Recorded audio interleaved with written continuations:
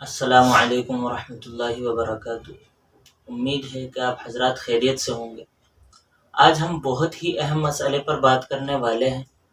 اور جس مسئلے کا حل کرنا بہت زیادہ ضروری ہے، کیونکہ بعض حضرات ایک کنڈیشن کو نماز چھوڑنے کا لائسنس بنا کر پیش کرتے ہیں اور کہتے ہیں کہ بھئی مجھے بار بار پیشاب کے قطرے آتے ہیں، میرا وضو نہیں رہ پاتا، تو میں نماز کس طرح پڑھوں۔ اسی طرح بعض حضرات کہتے ہیں کہ بھئی میرے پیٹ میں گیس ہے، گیس کی وجہ سے بار بار ریح خارج ہوتی ہے،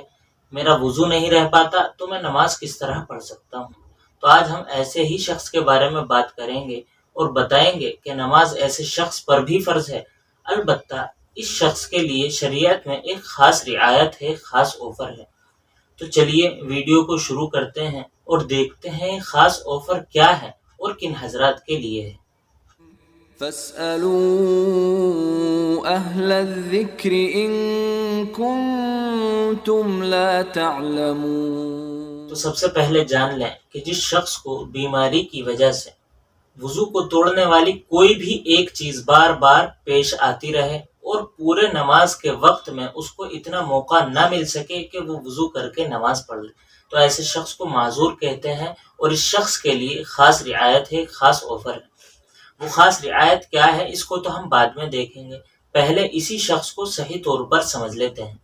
میں نے کہا ایک نماز کے پورے وقت میں، یعنی کوئی بھی نماز کا پورا وقت لے لیں۔ مثال کے طور پر میں عصر کا وقت لیتا ہوں۔ عصر کا وقت شروع ہوتا ہے 4 بجے اور ختم ہو جاتا ہے 5:30 بجے۔ اب کسی شخص کو پیشاب کے قطرے آنا شروع ہوئے 4 بجے، اور ہر 5، ہر 2، ہر 7 منٹ کے بعد پیشاب کے قطرے آتے رہے، اسی طرح 5:30 بج گئے، یعنی عصر کا وقت ختم ہو گیا اور مغرب کا وقت شروع ہو گیا، اور اسے اس بیچ میں اتنا موقع نہیں مل سکا کہ وہ وضو کر کے نماز پڑھ لیتا، تو ایسے شخص کو معذور کہتے ہیں۔ اور وہ خاص رعایت یہ ہے کہ اپنی شرمگاہ کو دھوئے، کوئی ٹیشو پیپر یا کوئی کپڑا لگا کے انڈر ویئر پہنے اور اب وضو کر کے نماز شروع کر دے۔ اب اگر اس نماز کے بیچ میں اس کو پیشاب کے قطرے آتے بھی ہیں تو خاص رعایت یہ ہے کہ اس کا وضو نہیں ٹوٹے گا، اور وہ اسی وضو سے نماز کو پوری بھی کر سکتا ہے اور قرآن کریم بھی پڑھ سکتا ہے۔ اب ایسے شخص کے لیے 2 سوال ہیں، ایک تو یہ کہ اس کا وضو کب ٹوٹے گا، دوسرا یہ اس حالت میں یعنی معذور ہونے کی حالت میں کب تک رہے گا۔ تو پہلے سوال کا جواب یہ ہے کہ اس کا وضو صرف 2 طریقوں سے ٹوٹ سکتا ہے، یا تو اس کو وضو توڑنے والی کوئی چیز اس عذر کے علاوہ پیش آئے، یعنی پیشاب کے قطرے کے علاوہ کوئی اور عذر وضو توڑنے والا پیش آ جائے تو اس کا وضو ٹوٹ جائے گا،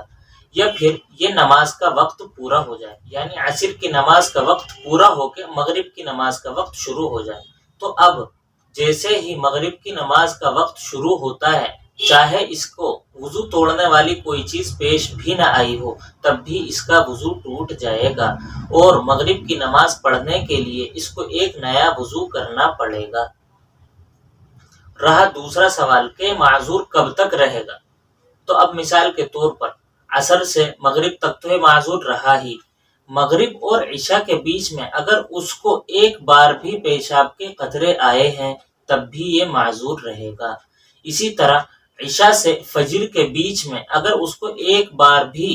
پیشاب کا قطرہ آیا ہے تو اب بھی معذور رہے گا، اب بھی اس کے اوپر معذور کے احکام جاری ہوں گے۔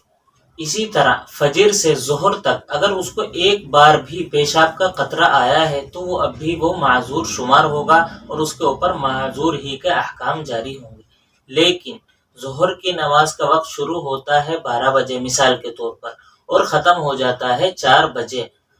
اور 12 بجے سے 4 بجے تک اس کو ایک بار بھی پیشاب کے قطرے نہیں آئے، اب یہ معذور ہونے کی حالت سے نکل جائے گا۔ اب اس کے اوپر عام لوگوں کی طرح احکام جاری ہوں گے، یعنی جس طرح ان لوگوں کا وضو ٹوٹ جاتا ہے پیشاب کے قطرے آنے سے، اسی طرح اس کا بھی وضو ٹوٹ جائے گا۔ یعنی ایک نماز کا پورا وقت گزر جائے اور اس پورے وقت میں ایک بار بھی اس کو پیشاب کے قطرے نہ آئے تو یہ معذور کی حالت سے نکل جائے گا۔ اسی طرح کسی عورت کو مہینے میں 5 دن خون آتا ہے،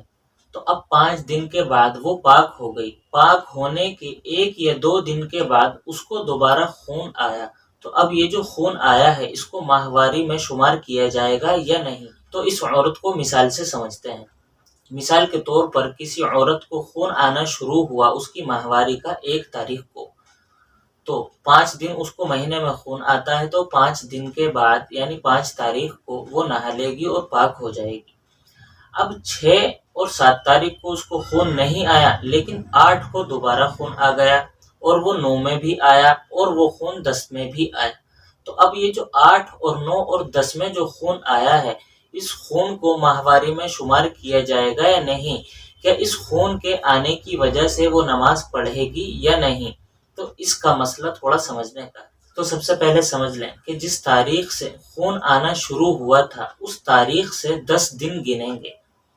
10 دن کے اندر اندر اگر وہ خون آتا ہے تو اس کی ماہواری کا ہے، اور اگر 10 دن کے بعد خون آتا ہے تو وہ ماہواری میں شمار نہیں ہوگا، وہ بیماری میں شمار ہوگا۔ اور بیماری میں شمار ہونے کا مطلب یہی ہے کہ اب اس کے اوپر وہی احکام جاری ہوں گے جو پیشاب کے قطرے والے کے اوپر ہوئے تھے، یعنی نماز کے پورے وقت میں اگر اس کو موقع نہیں مل سکا نماز پڑھنے کا، تو اب وہ اسی حالت میں شرمگاہ کو دھو کر کوئی کپڑا وغیرہ لگا کر پیکنگ لگا کر نماز پڑھ لے گی، اور اگر اس بیچ میں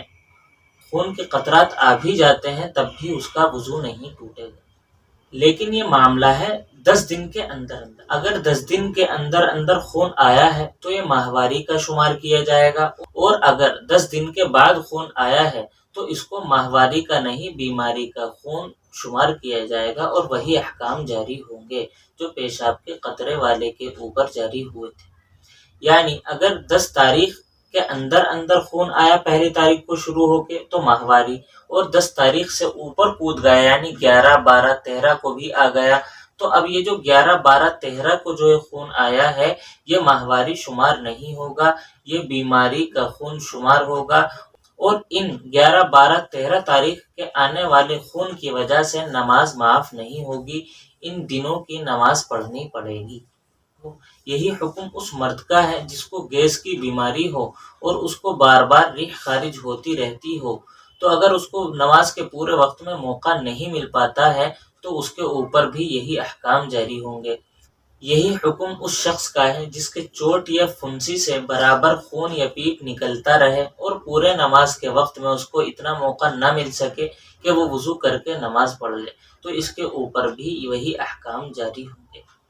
امید ہے کہ آپ کو یہ مسئلہ سمجھ میں آ گیا ہوگا۔ اگر مسئلہ سمجھ میں نہیں آیا ہے تو یہ بہت ضروری مسئلہ ہے، اس کو سمجھنے کی کوشش کریں۔